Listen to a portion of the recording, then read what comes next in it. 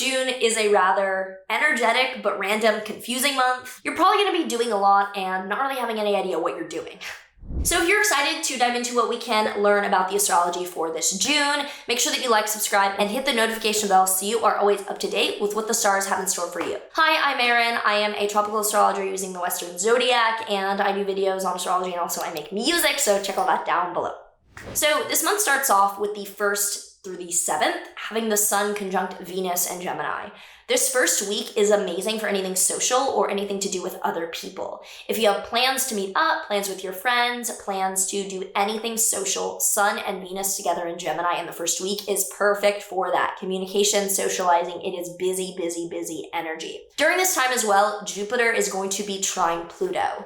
Now, because Pluto is an outer planet, the aspects made to Pluto are more background and more kind of in the exposition of life because Pluto moves so slowly. It's not the same as being at the forefront of your personal relationships. But Jupiter trine Pluto shows the expansion of something you're dedicated to transforming in your life in the background of the events. So you're doing specific things now that will help you grow in the long run. That's a way of putting it. I was really wordy and garbly for no reason. That was like word salad. Basically, you're making specific decisions now that will help grow your larger dreams, but they're in the background right now. On the 4th, Mercury will be conjunct Jupiter in Gemini. So with Mercury conjunct Jupiter is the expansion of positive news. It's a good day to communicate, good day to write, good day to talk, good day to speak. You will probably be speaking or hearing of good news around the 4th. Then on the 6th, there is a new moon in Gemini. This new moon is very bubbly, social, upbeat, and shows the beginning of something intellectual in our lives. So along with the social stuff, if there's anything intellectual that you would want to start, around the 6th is a great time to start like a passion project or something that requires being cerebral and something you really love.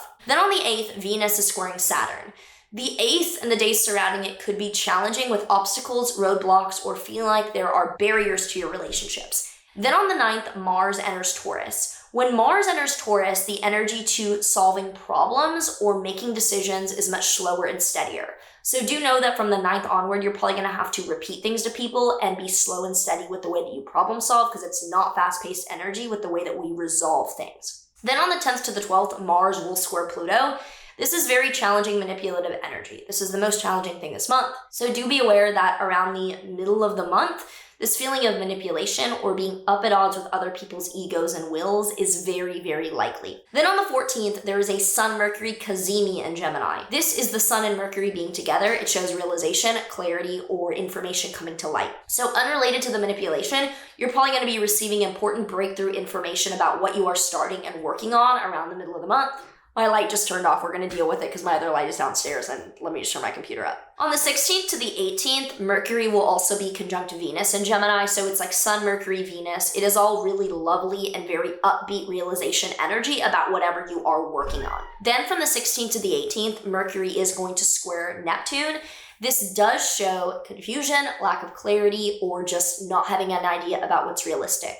So the middle of this month, there is manipulation on one hand, but unrelated to that, with whatever you're working on, there is lack of clarity and confusion in communication, but it's not bad necessarily. Then on the 17th, Venus does enter Cancer. This shows that the second half of the month is much kind of more homebody, cozy energy. Venus going from Gemini to Cancer shows going from rah, like out with friends all the time to like, let me be home and safe kind of energy. Then the last major event of this month is the full moon in Capricorn on the 21st. This is a letting go of an expectation or a goal of yours that you feel emotionally attached to. This is a pretty simple full moon in Capricorn. You are ending or finishing up a worldly goal in your life. So if you have any thoughts or comments around this June coming up for you, do let me know. I know this was a shorter video because it's super action-packed in the first half and then things even out a ton in the second half of the month.